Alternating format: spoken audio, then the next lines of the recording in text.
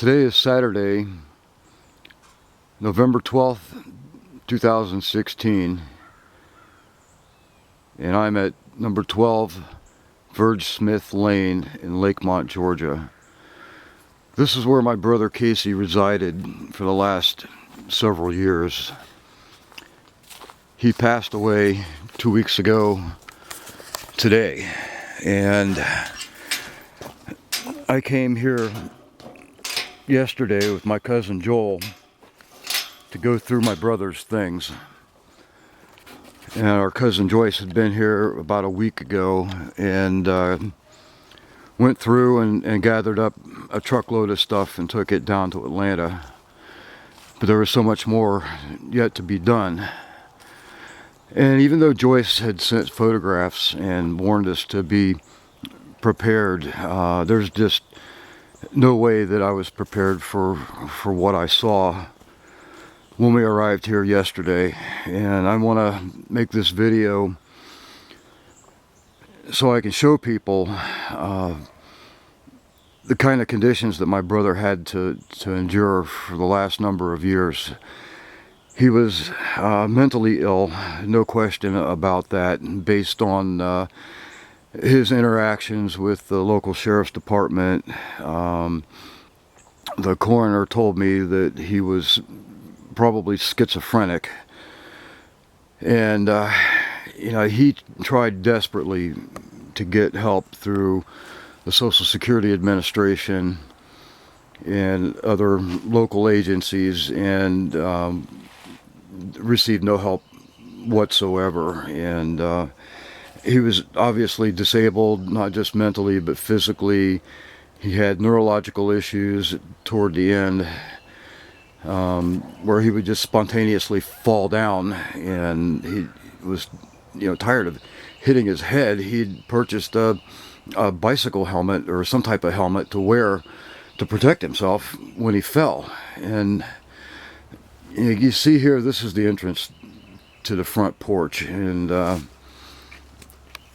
look at the floorboards here. They're loose, they're rotted, they've deteriorated. The fascia board, the band board along the front of the property is rotted away. You can see here also that the exterior, the siding is rotting away. This is just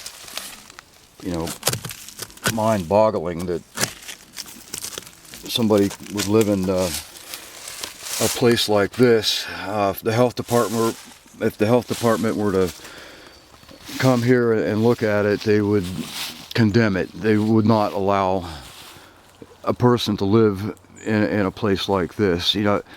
It's a beautiful area. It's just fabulous. I understand. I can see why Casey was so happy up here, why he liked this area so much. And I've met a number of people up here. I've met one of his neighbors, Donna Justice, and she's just a wonderful lady. She was a friend to my brother, and we're very grateful for that. All the people that I met up here have been just wonderful. They've been very friendly and courteous, and so forth. We looked in the house yesterday and we found all these bottles. We thought it was bleach, but it's water. There was water in them. Evidently that's how he flushed his toilet. I don't know where the water came from. In his bedroom, we found all of these bottles, soda bottles. These bags are full of bottles, and these bottles all contain urine. Evidently, Casey would wake up in the middle of the night, and rather than get up and try to go to the bathroom, he would just pee in a bottle. And he never bothered to remove the bottles or anything. And it's just, that's only somebody who's mentally ill or totally physically disabled would do something like that. And You can see the porch roof is kind of leaning off to the side there, and this stack of bags are full of empty beer bottles. That's almost all beer bottles, or cans, I'm sorry.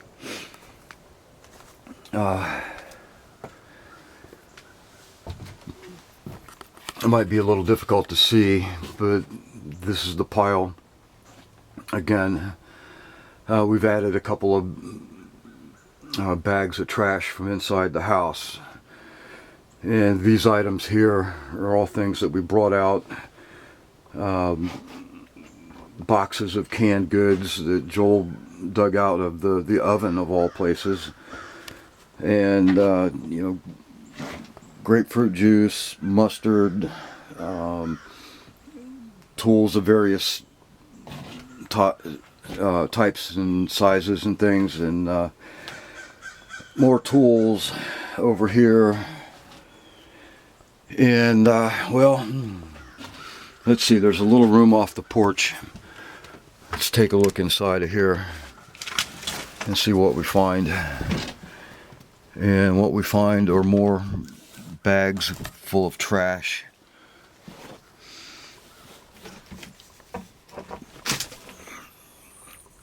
I haven't rummaged through here yet, but you can see this is, deplorable. You're probably going to hear that word from me on more than once throughout the course of this video. There are cobwebs and spider webs all over the place.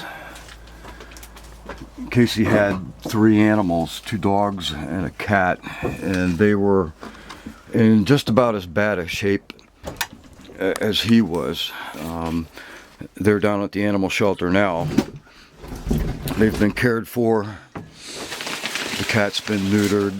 The dogs have been cleaned up and treated for fleas. The little dog, don't know what the dog's name was, but he was so eaten up with fleas that his hair was falling out. There's a light fixture up here. It doesn't work. There's a lamp here on the table that, there we go. We do have some light.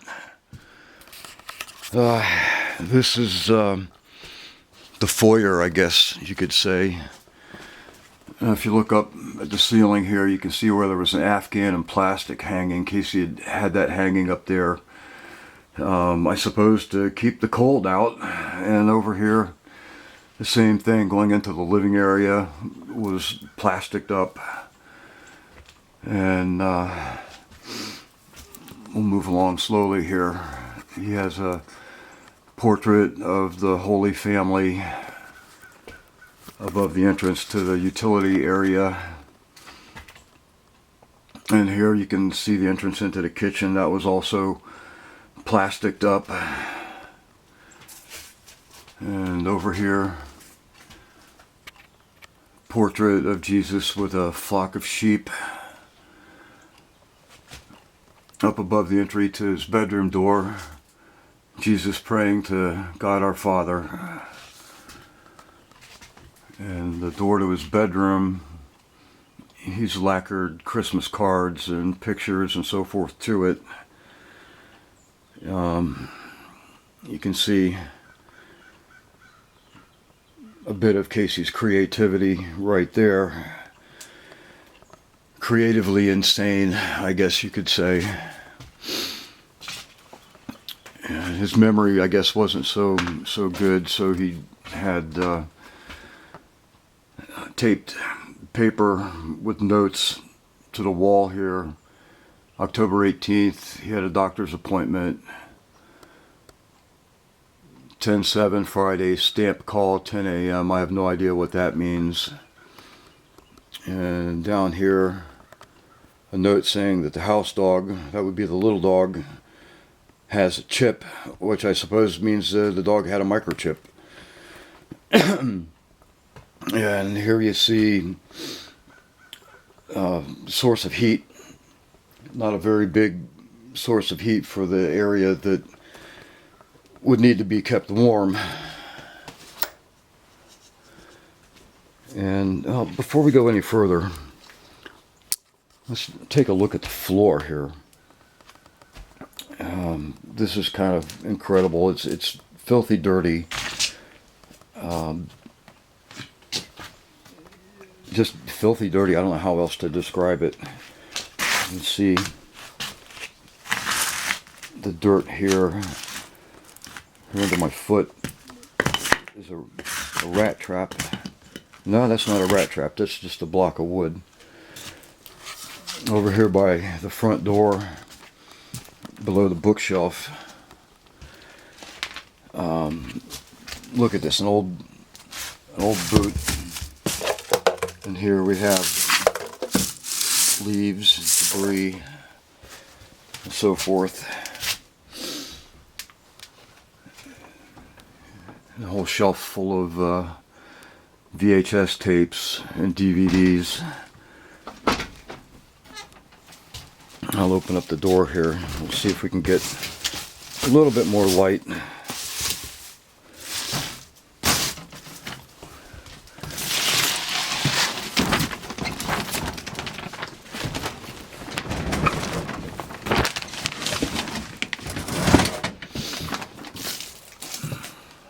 That helps a little.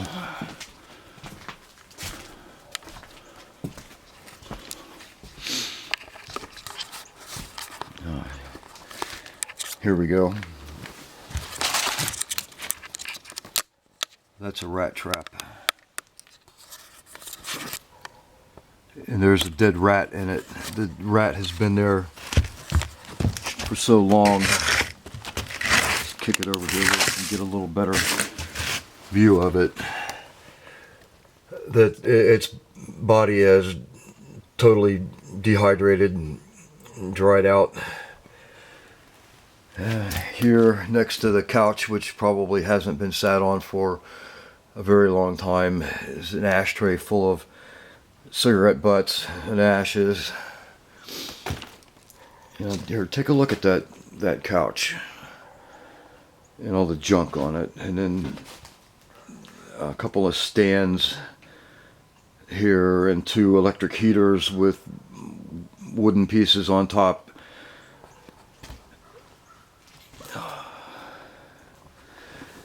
And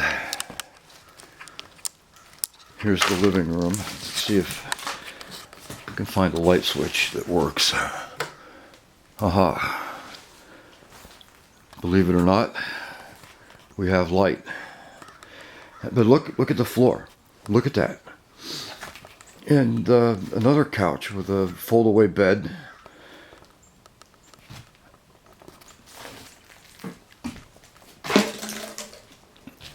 You know, this doesn't look like anyone's lived in here for ages and ages and ages. I mean, I've found old cabins in the woods that have been abandoned for decades that look similar to this. You know, to think that somebody lived here.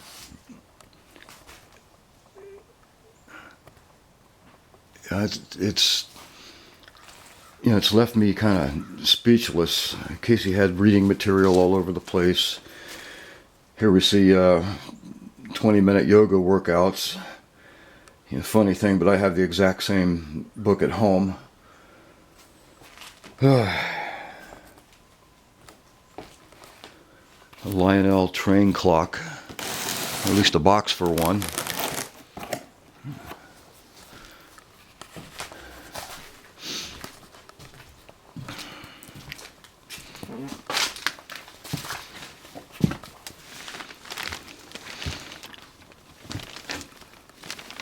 This is the utility area, a washing machine that probably hasn't worked in a very long time. Piles of laundry, decon, rat poison. Wow. And this is the bathroom over here. I didn't bother trying the water yesterday to see if there's actually water here. I don't see a light in here at all. Alright, here's a bulb up here, a bare bulb. And a switch, okay. Alright. Sink, filthy. Okay, there's water. But the toilet, the top is off. There's no water in it. You can see the hose from the shower head running into it. And this is the shower stall. Tiny tub. Filthy. A window.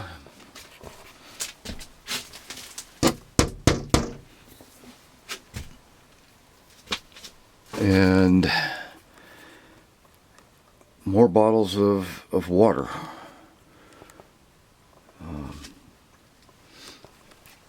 Here you can see